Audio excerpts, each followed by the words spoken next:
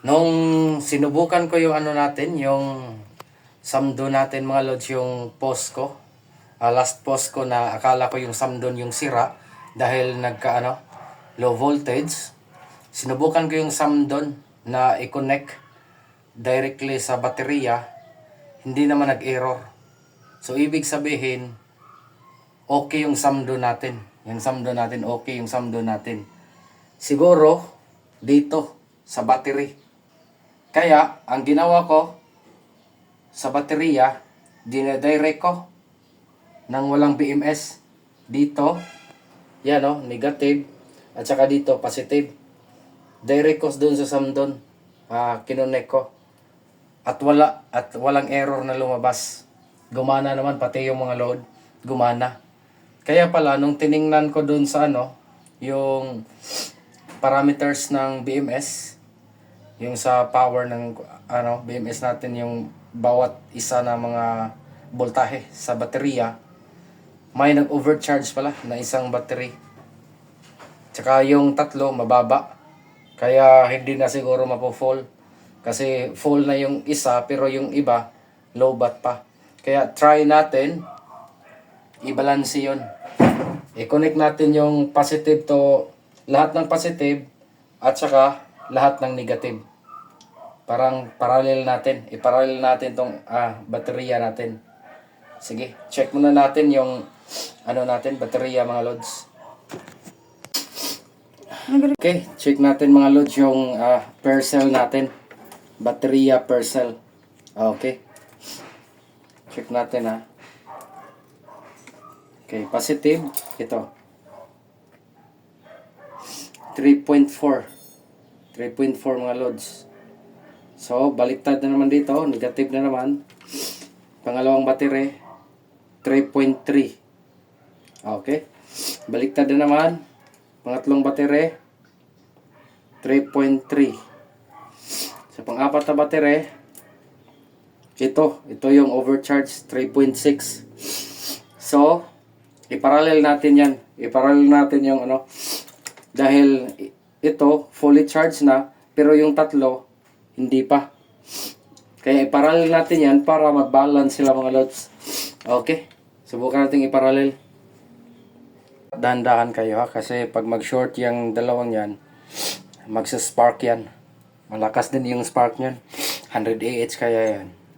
Kaya dahan-dahan mga lods. Naka-series yan mga lods ng arrangement. Kaya, gawin natin dito puro negative. Diyan, puro positive. Tapos, parallel natin. 24 hours. Yan mga lods. Okay? Positive, positive, positive. And then, negative. Lahat doon. Sa kabila. Okay? Gagawin natin mga lods. Pati sa kabila, ganyan din gagawin natin. Doon sa negative side mga lods.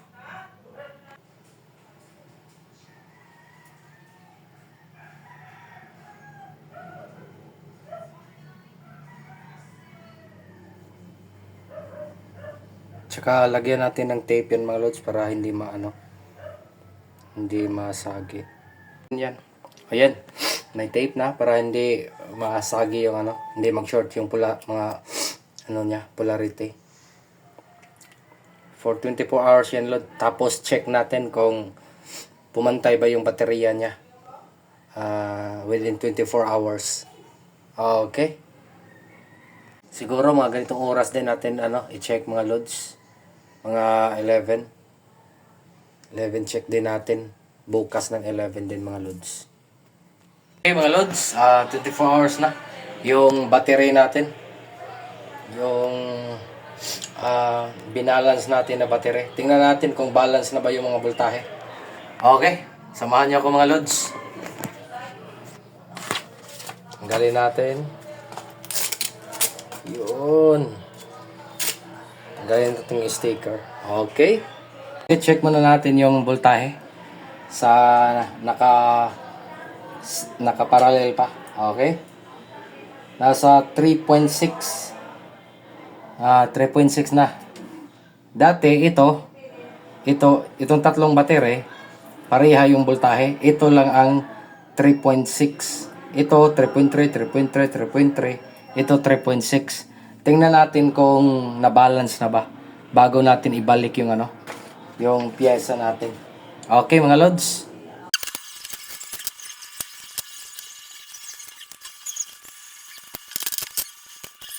Okay, check natin mga lods. Check natin kung balance na ba.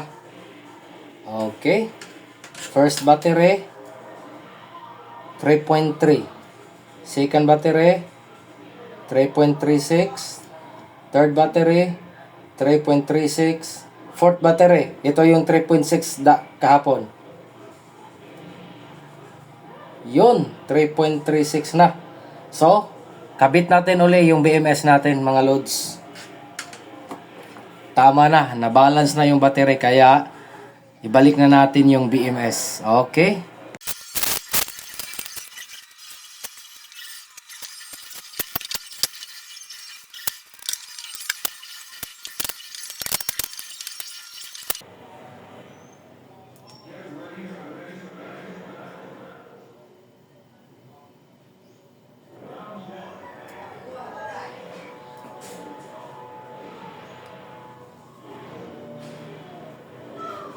Okay, okay yung voltahe natin. Check natin ulit.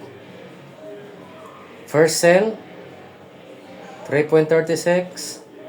Second cell 3.36. Third cell 3.36. Fourth cell 3.36. So, balance sila mga loads. So, doon na tayo sa BMS. Lagyan natin ng BMS mga loads.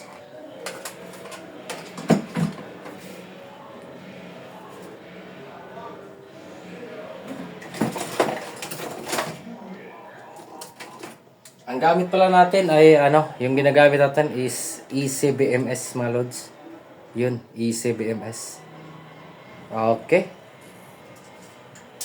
Okay, lagyan muna natin double-sided tape yung bali spacer natin. Doon natin ilagay itong ano, metallic sa likod kasi conductive itong metallic. Dito na lang. Yan.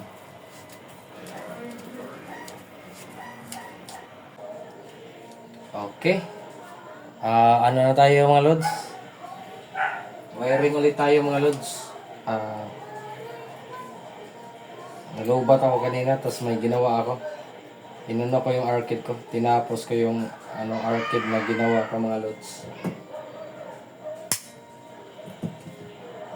Okay.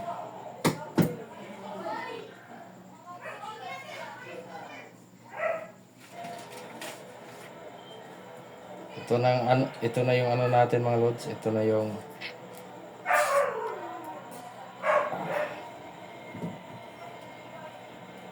FPO4 natin. Yun. Tapos dito yung BMS natin. ECBMS. Matibay din tong ECBMS mga lods. Matibay din to. Mas mahal lang to kaysa Dali ata. Pero maganda din ang feature ng ECBMS mga lods. Akala ko nasira na yung BMS ko nung uminit. Pero parang di ata. Kasi umilaw pa yung BMS natin. Gumana pa. Subukan ko. Mag-ilaw pa yung red. Kasi magre-red to eh.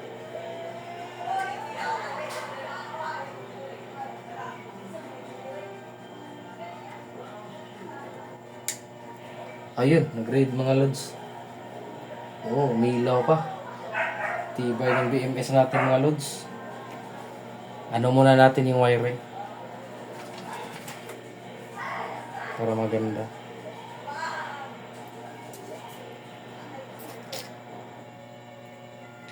Mas maganda pag yung mga wire naka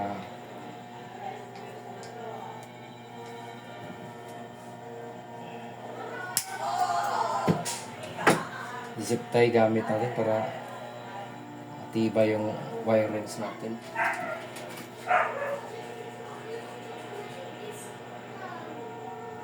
Yun. Subukan natin mamaya kung ano, gagana ba to. Pero sa tingin ko gumagana naman. Nagkailaw na yung BMS natin. Iwan ko lang kasi na-reset ko to eh. Hard reset. Iwan ko kung gagana ba to ulit sa kanyang ano. Pero palagay ko ano to. Mag-ano sa default niya. Default niyang ano settings. Default settings ng ano BMS natin.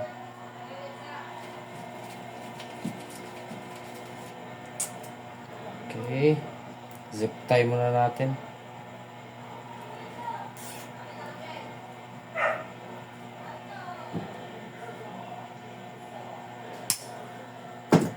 Lipay.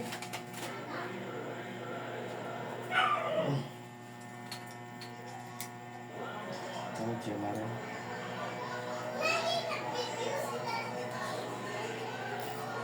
Okay.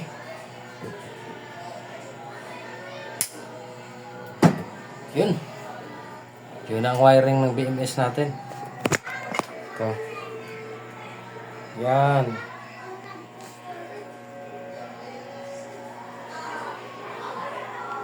Easy BMS.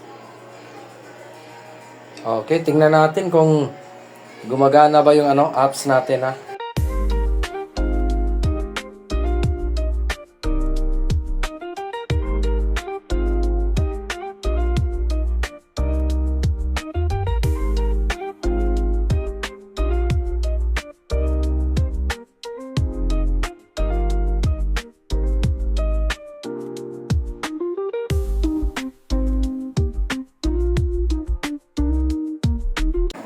Okay, secure natin to mga lods. Lagyan natin ng ano, tape.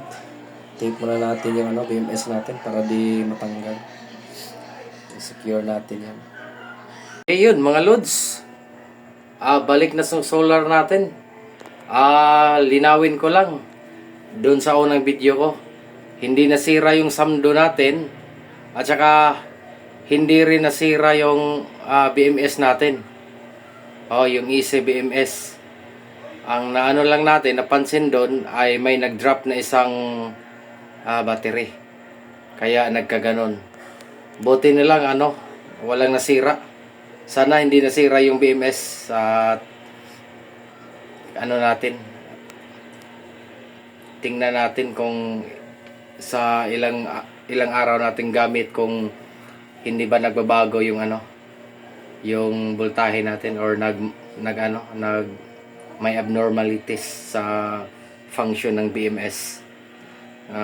Dahil yun sa mataas na wattage. At saka yun na. Balik na tayo sa ano.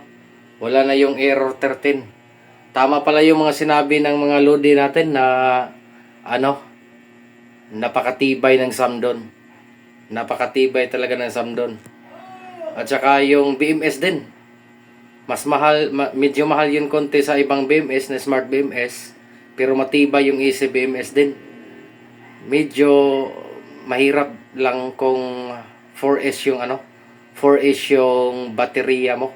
Medyo mahirap i-set up dun sa parameters. Pero yung sailors naman, okay. Napaka-aktibong mag-reply.